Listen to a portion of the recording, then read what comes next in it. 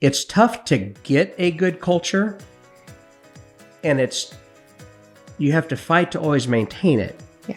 But once you get there, and once you have that culture, and if you're proactively maintaining a good culture, the employees help bring other good people in. That's good.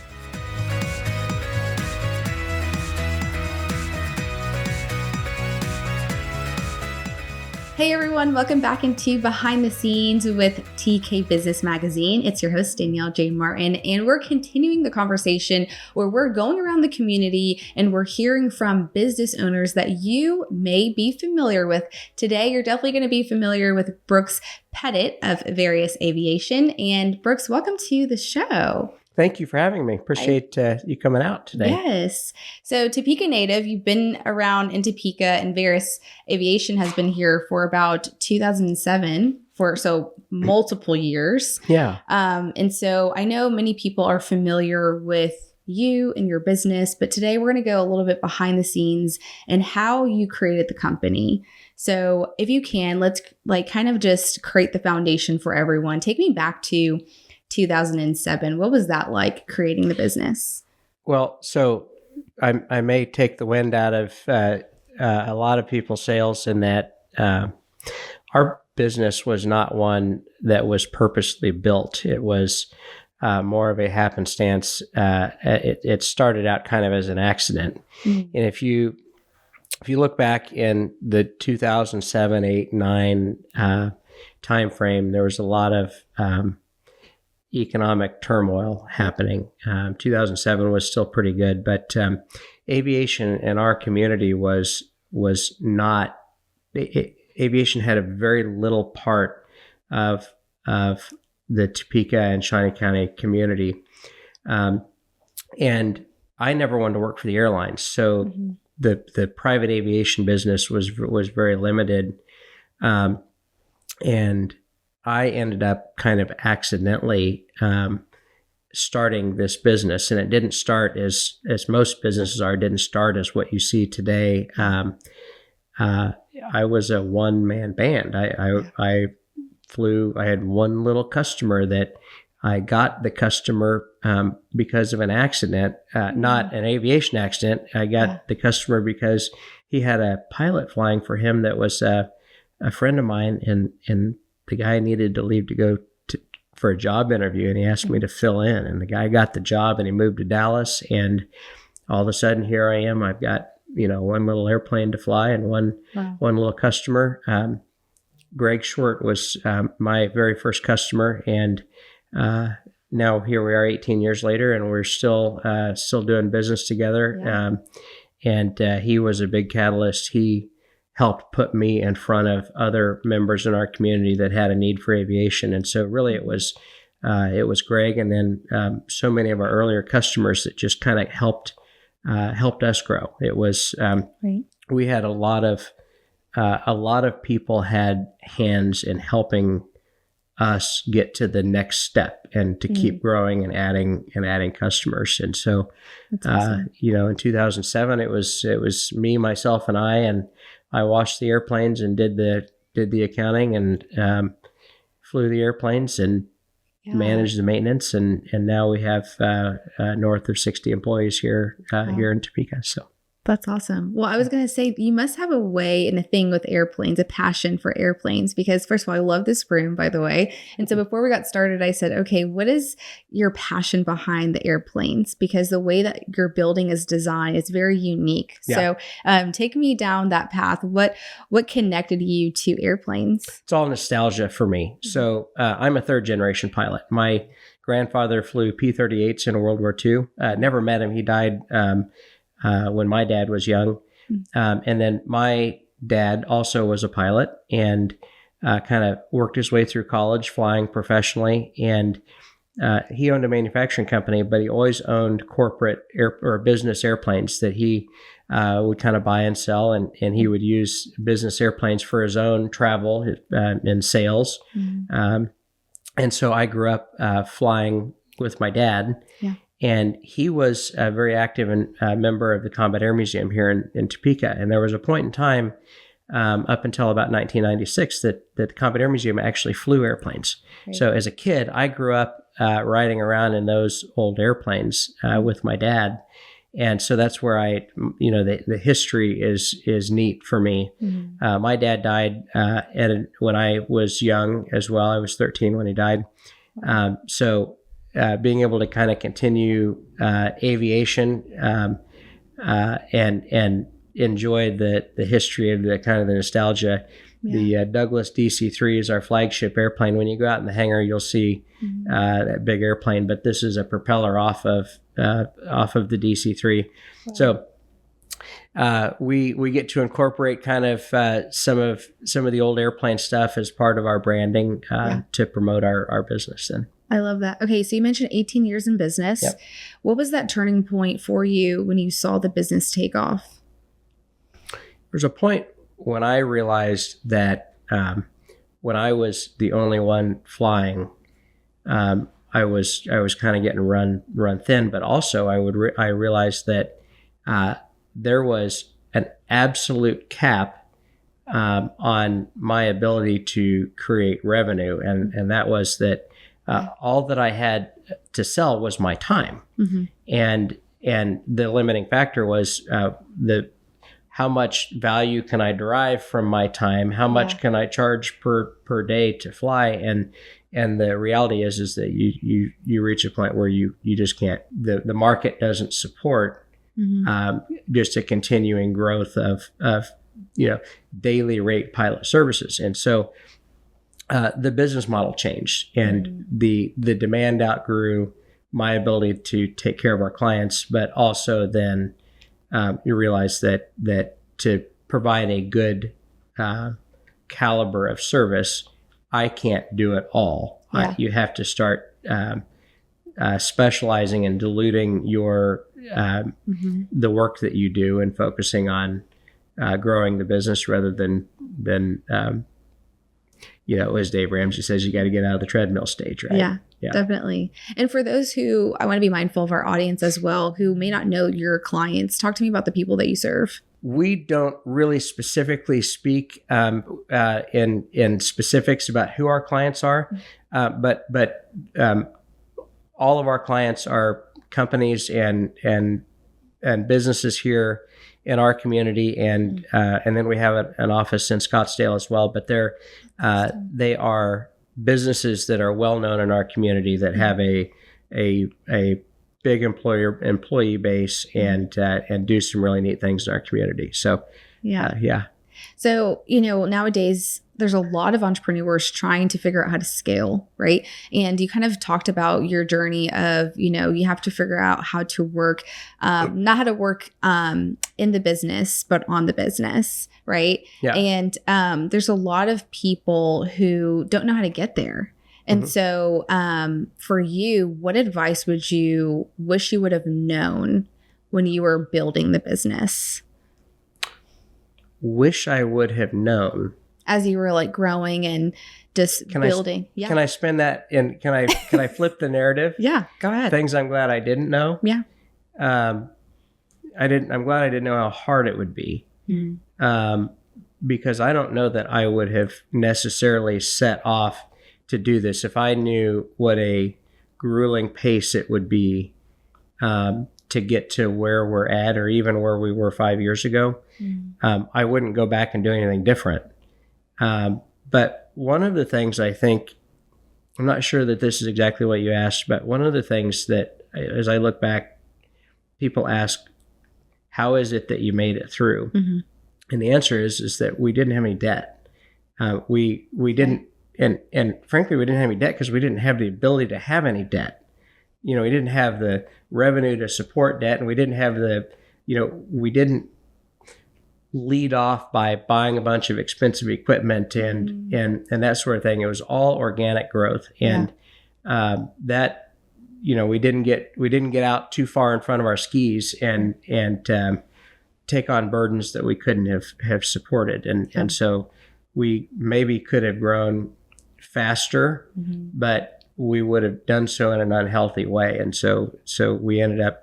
18 years is a long time. And so when you look back at where we're at, it's been neat, but it's also, we had a lot of time to get where we're at. 18 years, is a long time. So talk to me about the challenges that you had to work through. I know many business owners who are constantly working through like day to day, they got to find that why to keep them going. What was your why to keep you going? My why to keep me going. It's an interesting question. This is all I've ever known and all I've ever wanted to do. And so I literally, I just don't know that I could envision or think about anything else. I'm always interested in the art of the deal or the growing part. Yeah. I get bored when we're not growing. So I think that, that's a part of it's a part of the why. But the interaction with our customers, and I love people, and the world that's opened up for me as getting to know some of our customers really well and how much they've contributed to my personal growth. That's a big part of the why for me. That's good. Yeah. You mentioned 60 employees. Yeah. Correct. Talk to me about your culture and even growing to that number of a team. There's a lot of small business owners who may not even grow to that amount. It's like 10, 20, but 60. So there's a way that you have cultivated a culture to keep them and to continue that growth. So what's your secret sauce, would you say? Thoroughbreds don't like to run with donkeys. And if you build an organization full of thoroughbreds and you don't let donkeys remain in your company, I think that's probably the biggest thing. But we spend, we fight for culture. We focus on culture. We communicate. We spend, we just had an all-employee meeting this morning. We do every couple of weeks or every other week. And we spend the first half of the meeting talking about our why. We have a set of core values we call the Veris Way, that is the guiding principle on every decision we make, every human interaction we have. We focus on communication. Communication is inherently a big deal in aviation from a safety standpoint. Yeah. And so it's easy to combine that into we have to focus on a really strong safety culture. When you focus on a really strong safety culture, it also allows you to organically continue that into just focusing on a people culture as well. Yeah, that's good. So we do a lot of studying. We do a lot of reading, and we have a leadership. We have a book club that we do every couple of weeks. That all the leaders in our business we can you read book a couple drop chapters. for us? What's your favorite? Well, we're reading right now. We're reading Unreasonable Hospitality by Will Gudera, which is a great book. It's Will did a nice job with 11 Madison Park in New York City, and anyway, great book. That's what we're reading right now. Yeah. What are some other books would you recommend for some business owners to take advantage of? I know there's so many, but if you can name 3. Can I look through my list right now? Can. Yeah.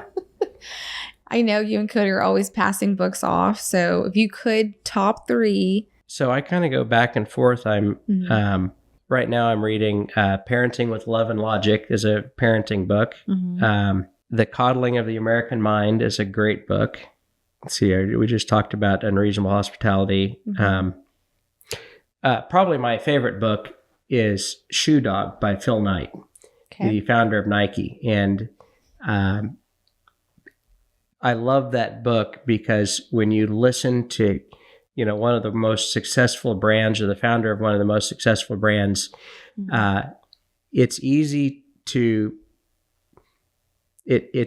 be wishful of seeing where somebody is, but you never get to see all that they went through to get there. And so it's fun to listen to that or to read that book and to know how many times they were on the ragged edge of failure and they made it through. And it was Sometimes it was a banker the 20th banker in a row that said no, and the 21st said yes. You talked about surrounding yourself with great people, right? And that being key. How would you say you've been able to get to that space to either find those people, search for those people, and really build those people around you to grow with you to get to the next level? People that are great people know how to, they can feel an energy in a building, and it either feels good or it doesn't. And if you have good people here, those people just radiate goodness and good energy. Yeah. And you can tell by just the way people move about the building that they're happy to be here. Or they're not, or sometimes they're happy to be here, but not today. But then those people also keep good company. And if they keep good company, they attract good company. Yeah. And it's tough to get a good culture, and you have to fight to always maintain it. Yeah. But once you get there, and once you have that culture, and if you're proactively maintaining a good culture, the employees help bring other good people in. That's good. And if you have a good culture, somebody that doesn't feel comfortable here. And if they don't feel comfortable, they solve their own problems. They tend to exit themselves from the business before we have to do it for them. Yeah. It's not that we're not willing to exit somebody that doesn't fit in our culture.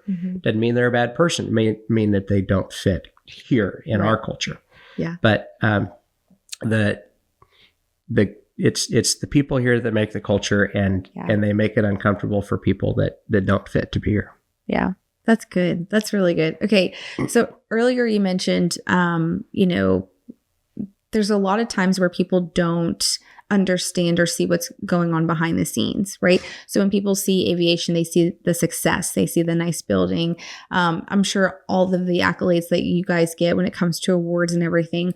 What would you say, what's the part of the business or even your role as a CEO that many people may not even see or understand behind the scenes? Oh, there's so much complexity to doing aviation, to doing aviation well.